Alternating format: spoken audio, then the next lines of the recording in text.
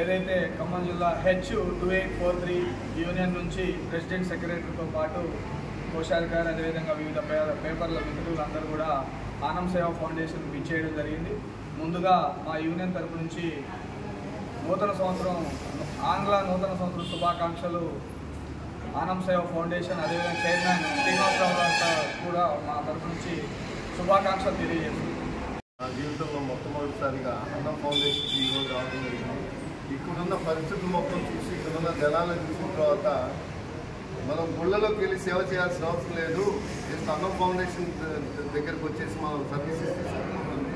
ఎందుకంటే గుళ్ళలో దేవుడికి ఎంతమంది అయినా పెట్టడానికి ఉంటారు, ముందుకే ఉంటారు, కానీ వీళ్ళకి పెట్టడానికి రావాల్సిందిగా నేను ప్రజలకు విజ్ఞప్తి చేస్తాను. ఎందుకంటే కనపడని దైవాలు వాళ్ళు ఆ శ్రీకృష్ణ భగవంతుడికి ఏంటంటే రోజు మందికి సాయం చేస్తే నాకు సేవ చేసినట్టు అని చెప్పారు. కాబట్టి దాన్ని ఫాలో అవుతూ ఇంత మంచిగా వీళ్ళందరికీ ఫెసిలిటీ ఇచ్చిన అన్నం ఫౌండేషన్ శ్రీనివాసరావు గారికి కృతజ్ఞతలు తెలియజేస్తూ భవిష్యత్తులో కూడా మా సహాయక సహకారాలు ఎప్పుడు ఉంటాయని చెప్తూ, అలాగే ఈరోజు పుట్టినరోజు జరుపుకుంటున్న మా సంతోష చక్రవర్తి గారికి TWJF జిల్లా సెక్రటరీ గారికి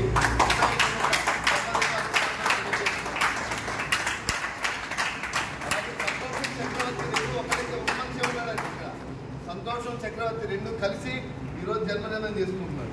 చక్రవర్తి గారిలోనే సంతోషం. అదే ఒక కొత్త ప్రపంచాన్ని చూసి మేము ఆశ్చర్యపోతున్నాం. ఇలాంటి వ్యక్తులు కూడా ఉంటారా? సహజంగా ఏంటంటే జర్నలిజం అంటే మేము రాజ్యాంగానికి 4వ స్తంభంగా గర్వపడుతుంటాం. కానీ ఇవాళ అన్నం శ్రీనివాసరావు గారు ఆయన చేసే సేవలు కానీ ఆయన కార్యక్రమాలు కానీ ఇప్పుడున్న బాధితులు కానీ చూస్తుంటే ఆయన సేవలు ఆయన మానవత్వానికి మరో స్తంభంగా ఆయన ఈరోజు మా కళ్ళ ముందు హిమాలయ పర్వతం ఎత్తుగా నిలబడ్డారు. అలానే అన్నం శ్రీనివాసరావు గారు మొదటి నుంచి కూడా మానవతావాది, తర్వాత మన జర్నలిస్ట్ మిత్రులు కూడా చాలా శ్రేయప్లేశారు. చాలా సందర్భాల్లో జర్నలిస్ట్ మిత్రుల్ని ఆదుకున్నాడు. సరే ఆయన ఎక్కడి నుంచి చేస్తాడో ఏం చేస్తాడో తెలియదు, కానీ ప్రతిసారి కూడా ఇక్కడున్న దాదాపు 192 మంది అభాగ్యులు ఉన్నారు, అనాథలు ఉన్నారు. వాళ్ళకి ఒక సొంత తండ్రిలాగా ఆయన ఈరోజు దగ్గరుండి వాడు బాగోగులు చూడడం అనేది అది ఒక గొప్ప మానవతావాది లక్షణం. ఎందుకంటే ఈరోజు కడుపున పుట్టిన పిల్లలే తల్లిదండ్రులు చూడట్లేదు.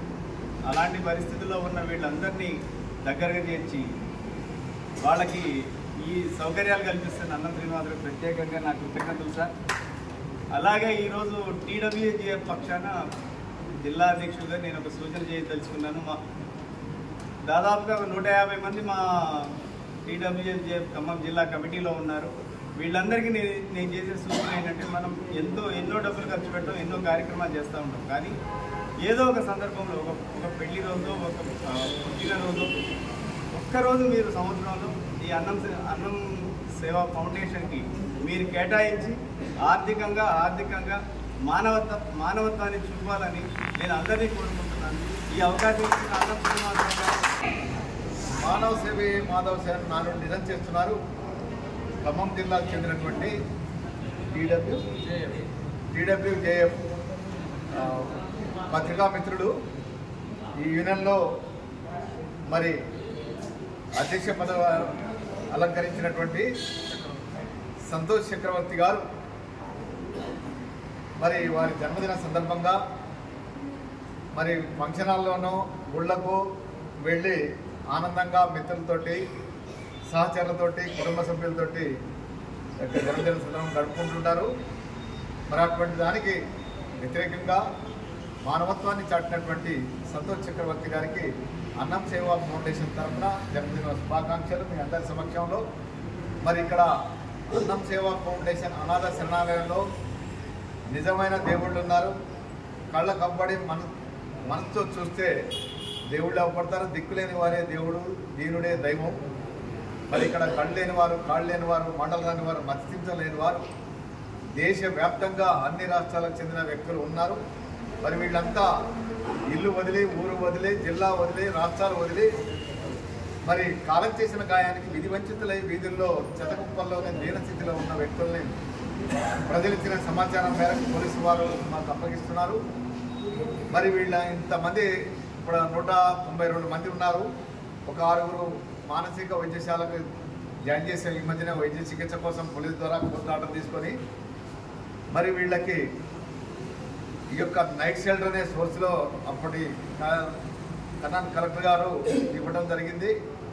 అంతకుముందు రెంట్కి ఆశ్రమాలు ఉన్నాం, వాళ్ళు ఖాళీ చేయమంటే తట్టుకోలేని తీవ్రమైన పరిస్థితుల్లో ఈ షెల్టర్ని కట్టించి ఇవ్వడం జరిగింది గౌరవ కలెక్టర్ గారు కర్ణన్ గారు.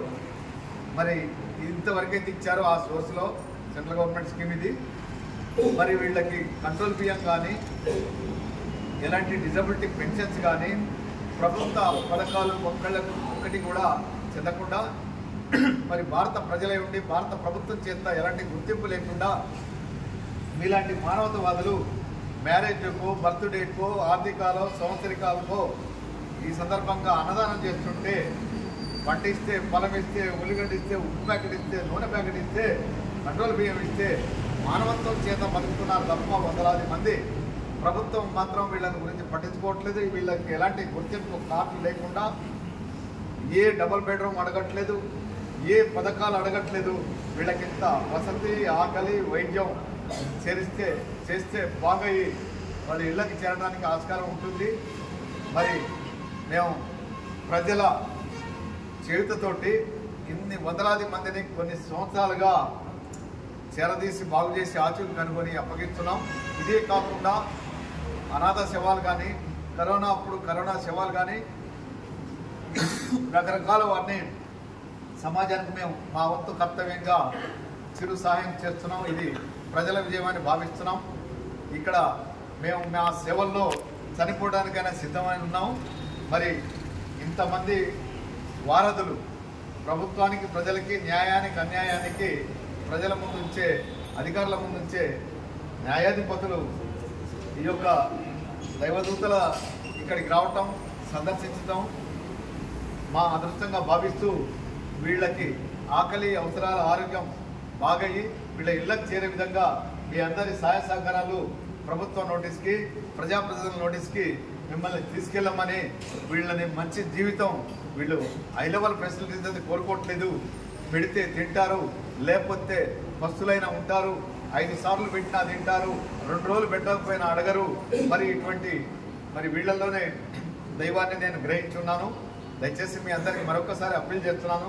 వీళ్ళందరి తరఫున మీరు ఆత్మబంధువులు ఉండి వీళ్ళ బాగోగులు చూడవలసిందిగా, అలాగే వైద్య సేవలు కూడా ప్రభుత్వం తరఫునే అన్ని సేవలు ప్రభుత్వం తరఫున అందే విధంగా చూడవలసిందిగా మీరు ఈ రోజు నుంచి కళ్ళారా చూశారు కాబట్టి స్పందించే హృదయాలు మీవి కూడా కాబట్టి మరి మిమ్మల్ని మనస్ఫూర్తిగా ప్రాధాన్యపడుతున్నాను.